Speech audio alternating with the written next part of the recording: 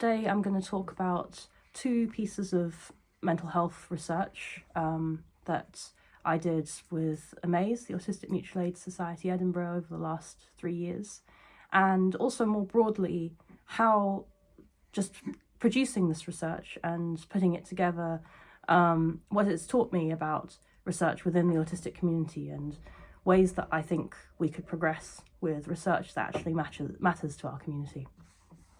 So I'll start with a bit of a personal story. It was a few years ago and my mental health was not in a good place at all. And I did what a lot of people do when their mental health is not in a good place. I went to my GP and I said, I'm not having a good time. And they referred me on to the local mental health team.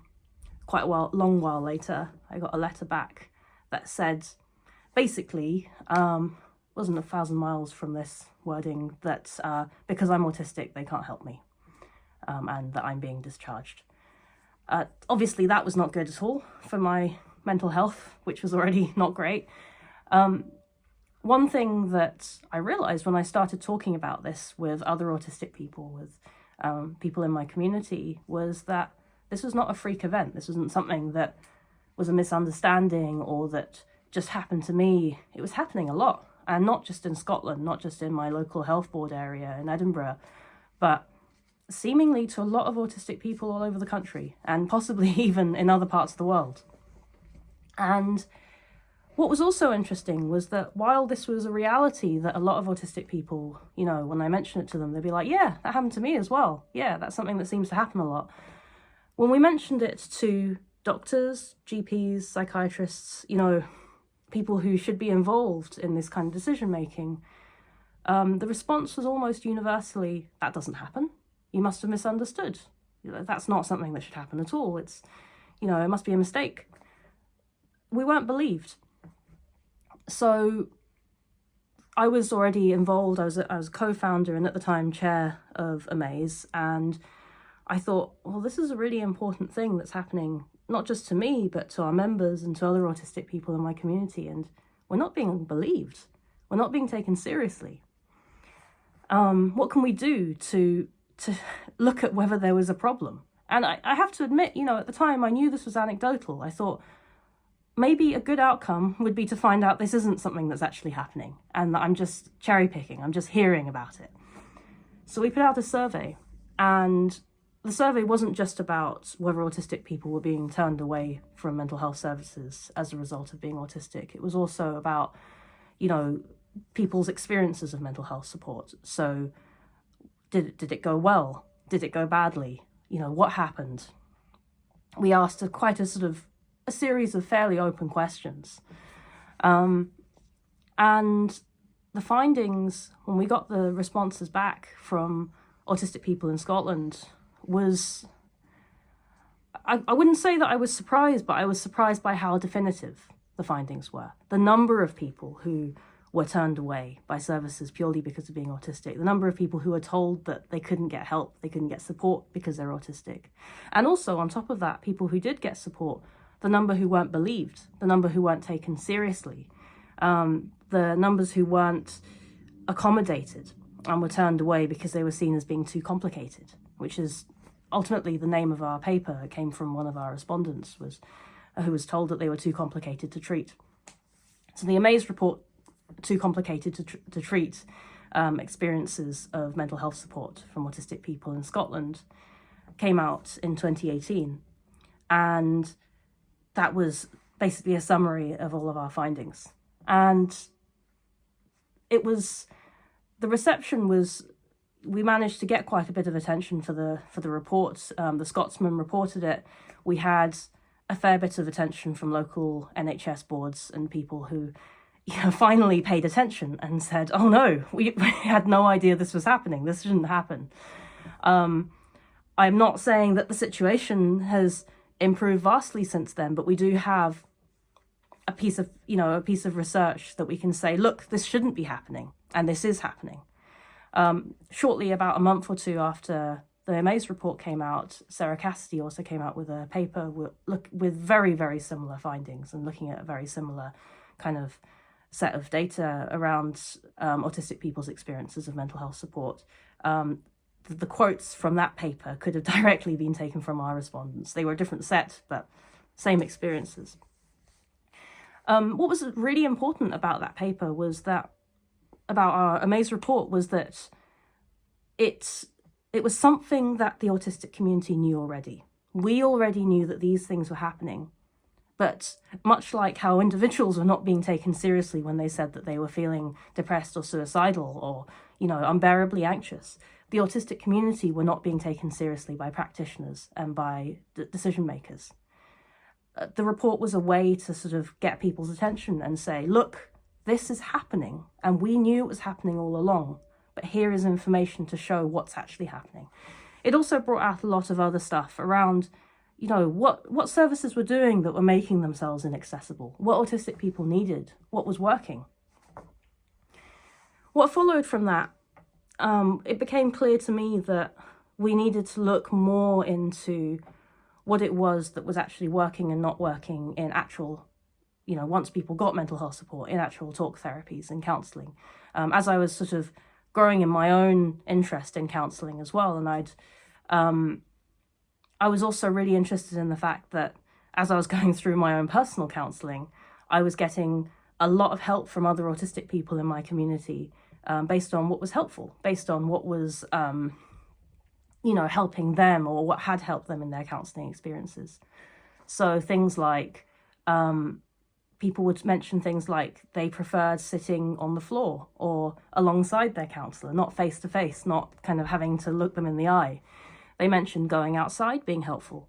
They mentioned not being forced to do paperwork or not having to sort of rate their, how depressed they were on a scale from 1 to 10. I used a lot of these things. I brought them to my own counsellor, who was thankfully very amenable to my suggestions, and I found them massively helpful. So again, that got me thinking, along the lines of the mental health report, the access to mental health support report. Is this anecdotal? Is this just something that myself and my autistic friends and sort of other connections in the community are finding helpful? Or is there something more we can learn from this? Shouldn't we be writing this down rather than just finding this out accidentally again and again and again? So in the end of 2019 and into last year, I worked on another piece of research along with another autistic counsellor, Colin, and Amaze, on just looking at autistic people's experiences of talk therapies. So that was another kind of a qualitative study. It was a thematic analysis that asked autistic people, what were your experiences of talk therapies? What went well? What didn't? And it was really interesting because what people responded to, what people brought up were all of these things that that sort of were themes that were coming up, anecdotally before. It was about what the room was like, how accessible the service was, what information was provided ahead of time, what permission was given, like what actually is counselling, what can I ask for, what's allowed, what isn't, what is a counsellor for, what even is counselling as a sort of idea. Things like how much did the counsellor know about autism? How many, did they have misconceptions? And it was particularly interesting, actually, that this sort of wasn't something that I particularly expected, though not entirely surprised by, was that people found that counsellors who had a stated autism specialism were far more likely to be either really good or really terrible. Whereas those who sort of didn't really know anything about autism, it depended very much on how open they were to learning and how active they were in learning and holding that knowledge lightly. So again, we wrote up a report. This time it was a bit different. The survey was similar, but it was different in methodology. I'd learned quite a lot since the first paper, which the first Amaze report, I had the support of Catherine Crompton, who's my co-author, and she's based at the University of Edinburgh, and I've since done quite a bit of thematic analysis with her on papers I've worked with her. And so in this second counselling report, I sort of took a lot of that knowledge and focused more on the themes rather than the numbers, focused on sort of what people were bringing in. And what I thought was just really important is that we had these two papers, these two reports. I've been sort of careful to call them reports really rather than papers, because they are not traditional in the sort of academic sense. They're not situated in any kind of academic institution. They haven't been through academic peer review. They haven't been through an academic ethics committee process. And also, actually, that gave us flexibility to write sort of more subjectively when it came to the conclusions. We'd always kind of come up with a list of recommendations based on what people said. But it was important because every single part of the process of producing these papers came from the autistic community. We had a bit of non-autistic input in the first paper, but basically everywhere else, the authors, the people who sort of supported the participants, almost everyone was autistic. And yes, we didn't go through a university process, but we had we had representative autistic people's organization, and we had all of our members and participants saying, yes, this is okay. This is something that is what the community needs. And this is something that is ethical, actually stated by autistic people rather than a committee of people who don't know anything about our community's needs. And we had a peer review of sorts that came from other autistic people with specific expertise in mental health and related areas reading this paper and giving recommendations and suggestions. And all of those things, I think, make this a really valuable process, and it's something that I really want to learn from, and I really hope that other people will learn from as a process for research. And, you can argue that, our papers don't have the same rigor as some academic processes, but I would argue that, that we have more input from the community and more meaningful input from the community in a way that a lot of research situated currently in academic institutions could never have. And also, we did it on no funding. I see this as a starting point. Both of our the Amaze paper research reports now have been cited and used by researchers who are working on funded studies, who have used them to use them as jumping off points to look at other areas of research that are actual priorities for the autistic community. And I think that's really important. So aside from the findings from the two, broadly mental health focused reports that I've worked on, where can we go from this?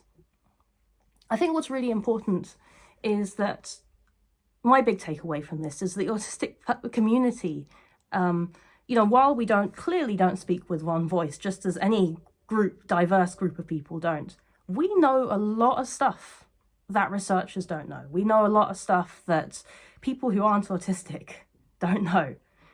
And these are really important things that really should be guiding the direction that research around autism should be going in. They should be guiding how support services happen. They should be guiding how support is researched and looked at. They should be guiding how therapeutic approaches are done, but also how just, a lot of different things. There was a while Amaze was hoping to produce a report also on housing for autistic people, which unfortunately that's sort of shelved for the time being due to energy and resources. But I think that, there's so much potential from the community and from representative autistic people's organizations to empower and encourage this kind of research to happen, to really show what it is that we need and what autistic people know. And actually on top of that as well, there's a huge thing about trust here. I am autistic myself. I am in this community. I am part of an autistic person's organization that is representative or tries to be of our community or endeavors to be. And I feel so massively privileged by the trust that the people who contributed to both reports put in me and in Amaze, and, you know, motivated by wanting to help ourselves and help each other. And I think that's really, really important. So I want academic institutions to pay attention. I want organizations to pay attention, to take us seriously, not just as individuals, but as a community, to support us in the research that we're doing, to make it possible for us to do this research, not just if we happen to be lucky enough to have some extra energy and to be honest, in my case, spite, to keep going and do this research, but also to actually support us to do it and help us with the means to create research that can kind of really represent our viewpoints. And I think the other part of this is that, you know, they need to step back. This needs to come from the community. This is community-led research. It needs to be decentered from institutions. It needs to be, you know, validated and fully created by autistic people. And it doesn't necessarily need to use the language of academia. I did use largely sort of academic approaches. I did a sort of thematic analysis based on methodology that, you know, is sort of a standard academic approach. But I don't think it has to be that way. I think that, you know, there's so much value in people creating, for example, more biographical work or more sort of community collaborative work that might be artistic in some way or more creative or sort of less academic, whatever works for individuals and how they want to sort of show what they're interested in, what they feel is important. And really the responsibility comes down to organizations and institutions to understand us and to listen.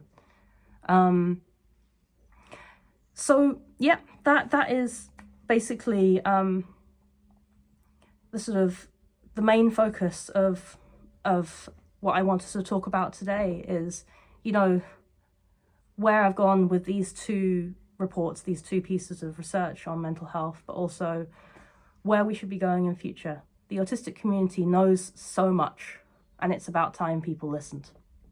Thank you.